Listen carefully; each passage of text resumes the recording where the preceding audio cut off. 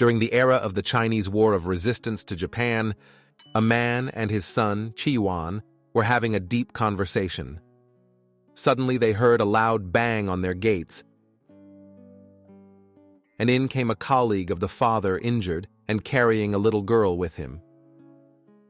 He explained to the father that the little child is an important asset to help the Chinese win the ongoing war with the Japanese army, and he made him swear an oath to protect her with everything he has.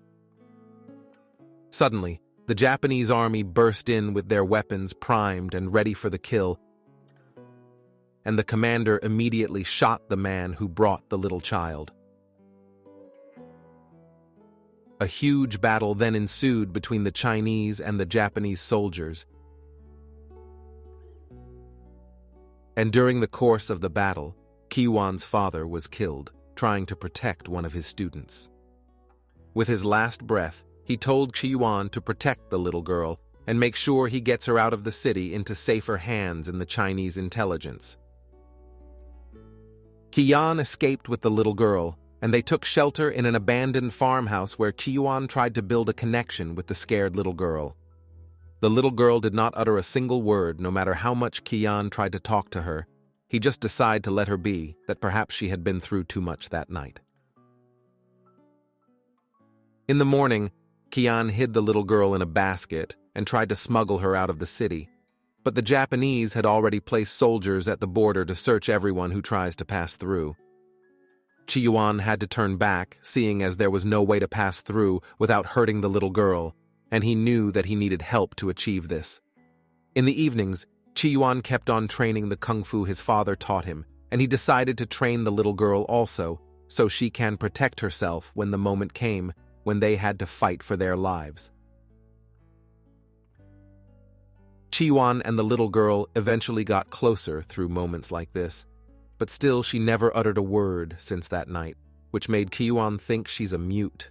Qiyuan, though knowing nothing about the little girl, made a promise to himself to honor his father's last wish and ensure the girl gets to safety. Days went by while Qiyuan and the little girl lived like fugitives.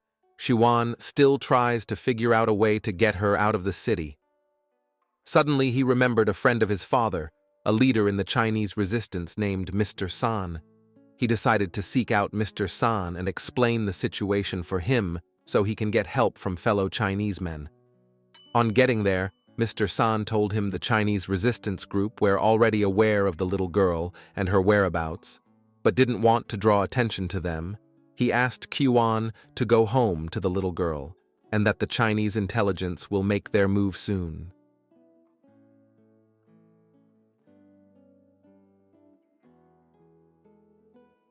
Qiyuan went home to where he and the little girl were taking shelter and explained everything to her, even though he believed she could not hear him. He promised her that help is coming, and it'll all be over soon.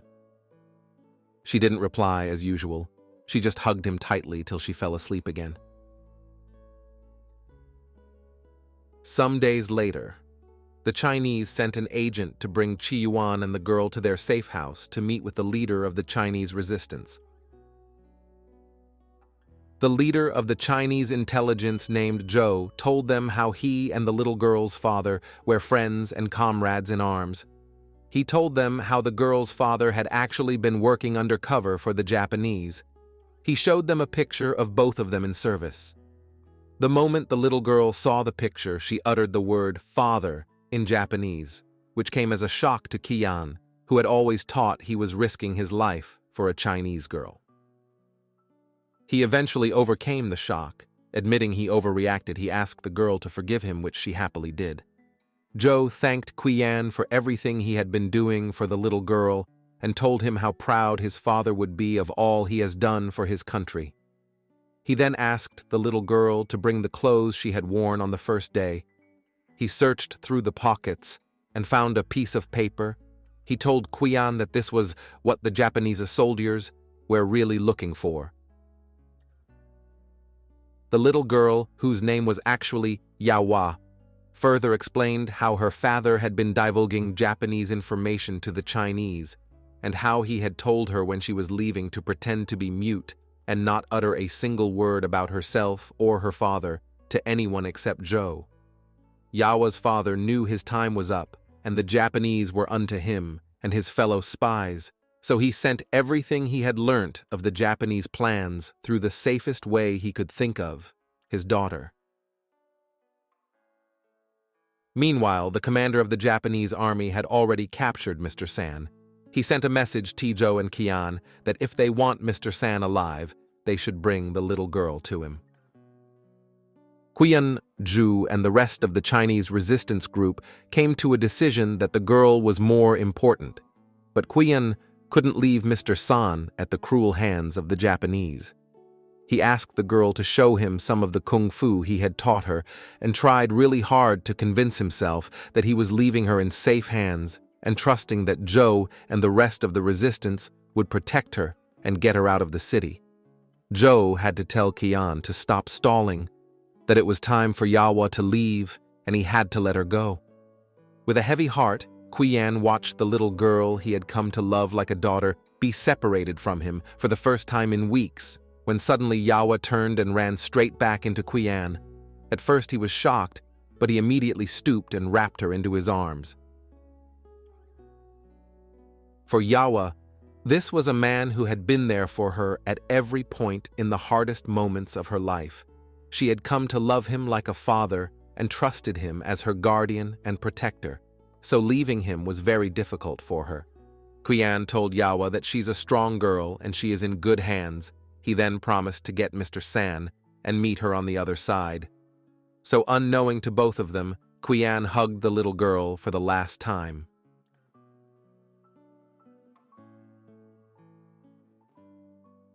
To infiltrate the Japanese stronghold, Qiyuan and some members of the Chinese intelligence hid themselves in a carriage containing cow dungs for manure and were able to successfully bypass the entrance guards.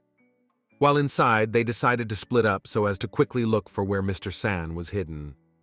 The resistance group found Mr. San and were able to neutralize the guard on watch. Qian, on the other hand, while trying to avoid the Japanese guard on patrol, came into a room where the Japanese commander was already waiting for him. Finally, he had met face-to-face with the man responsible for the death of his father, disturbing the life of innocent Yawa and enslaving thousands of Chinese citizens. Pointing a gun to Qian's forehead, the commander told him they won't be leaving here alive. A huge battle ensued between Qian and the Japanese commander, a battle of good versus evil, a battle in which Qian fought for everything dear to him, vengeance for his father's death, protecting Yawa, and then freeing the Chinese people from the horror the Japanese have turned their lives into.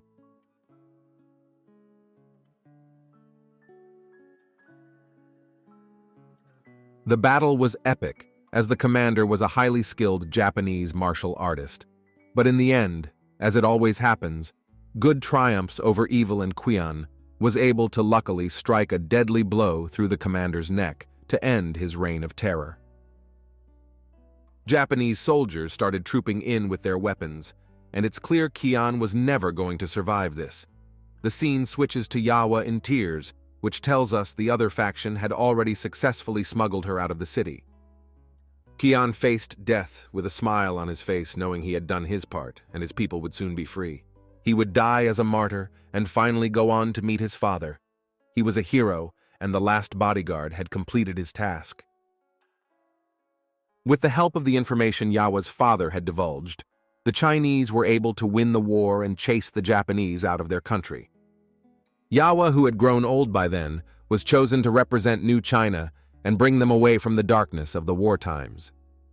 That would be the end of our snip on the movie The Last Bodyguard. Hope you did enjoy that.